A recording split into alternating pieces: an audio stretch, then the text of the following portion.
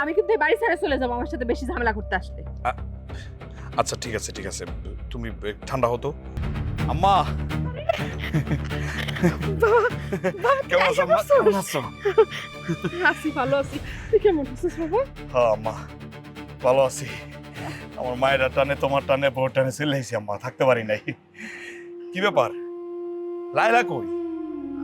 ও যে কই গেছে কেমনে কমু? বাচ্চাটারে না খাওয়ায় এই যে কোন সময় বাইরেছে, আর দেখ না বাচ্চাটা কানতে কানতে ঘুমায় গেল।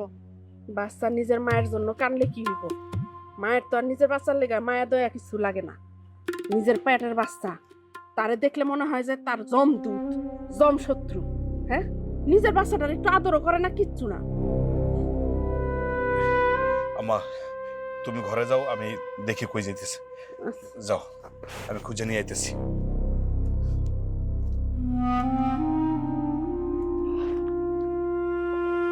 দাঁড়াও, তুমি কই গেছিলা?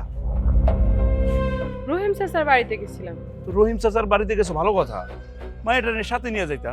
মায়ের নাকি কান্নাকাটি করে না খায় ঘুমাইছে, আম্মা কি রাখতে পারে? মুরবি বয়স। আরে ও বাচ্চা মানুষ, কি বোঝে? ও তো একটু কান্নাকাটি করবো, অশান্তি করবো, জ্বালাইবো, সবই ঠিক আছে। তো তোমার কাজ কি? তুমি ওরে দেখে শুনে রাখবা না?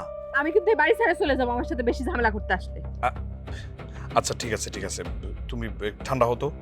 ঘরে যাও, বাচ্চাটা না খায় ঘুমাইছে, ওরে কিছু খাওয়ানোর চেষ্টা করো। আমি খাওয়াইতে যাবো কেন? আমি তো খাওয়াইছি না এতদিন। এখন তুমি খাওয়াও, তুমি আইছো না।